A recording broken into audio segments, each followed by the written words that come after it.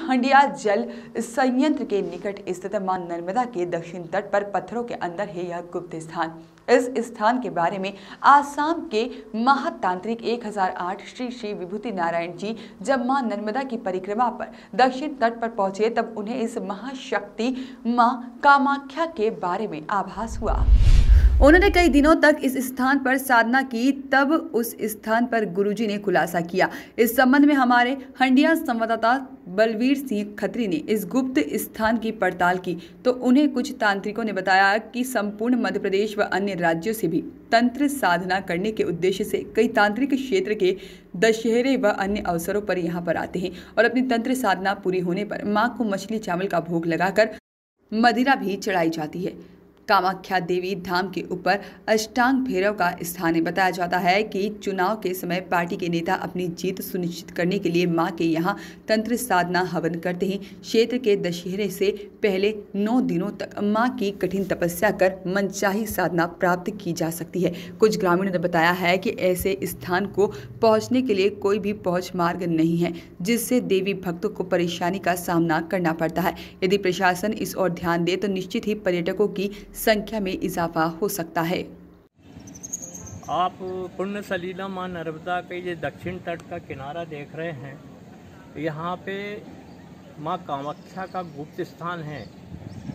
इस गुप्त स्थान को उजागर करने वाले आसाम नरेश विभूति नारायण जी जो महातांत्रिक थे, एक चक्कर परिक्रमा के दौरान दक्षिण तट पर उनको आभास हुआ कि यहाँ पे कोई दिव्य शक्ति विराजमान है।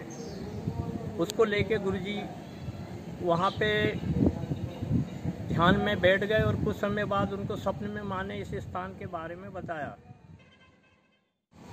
गुरुजी आपका नाम बताएं और कामाख्या धाम का क्या महत्व है और क्या तांत्रिक क्रियाओं की देवी हैं ये, इसके बारे में बताएं। नर्मदेहर मां नर्मदा के नाभि तीर्थ से पंडित मनमोहन व्यास। आप देख सकते हैं भगवती नर्मदा के पावन तट पर दक्षिण तट पर यहाँ अति प्राचीन भगवती कामाख्या देवी का स्थान है। एक बार की बात है जब आसाम नरेश विभूति नारायण जी भगवती जगत जननी माँ नर्मदा की परिक्रमा के क्रम में नर्मदा के दक्षिण तट पर जब यहाँ निवास कर रहे थे, उस समय उनकी दिव्य शक्तियों के माध्यम से उन्हें आभास हुआ था कि यहाँ कोई चैतन्य स्थान है, यहाँ एक जागृत स्थान है। तब भगवती कामाख्या की वहाँ पर खोज हुई थी। वहाँ पर उनको आभास हुआ था कि यहाँ किसी प्रकार किसी देवी का चैतन्य देवी का स्थान है। तब जाकर के भगवती कामाख्या देवी का वहाँ पर दर्शन उन्हें प्राप्त हुआ था। जब वहाँ के स्थान की खुदाई की गई, वहाँ के स्थान की को दर्शाया। देवी विशेषतः तंत्र की देवी मानी, गुप्त देवी मानी गई है। वैसे तो तंत्र की देवी है और जब किसी साधक को अपने तंत्र शक्ति को, मंत्र शक्ति को सिद्ध करना होता है, जागृत करना होता है, तब वह साधक भगवती कामाख्या के चरणों में वहाँ पर आता है। और कामाख्या देवी सभी श्रद्धालु की मनोकामनाओं को, चाहे नेता हो, अभिनेता हो, राजनेता हो, कि कोई भी श्रद्धालु हो, सभी की मनोकामनाओं को पूर्ण करने के लिए विश्व विदित है कि भगवती कामाख्या देवी सभी की मनोकामनाओं को पूर्ण करती है। और ये चैतन्य और दिव्य स्थान है।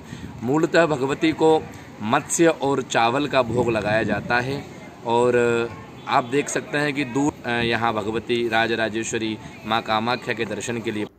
वॉइस ऑफ राइट्स के लिए हंडिया से बलवीर सिंह खत्री की रिपोर्ट।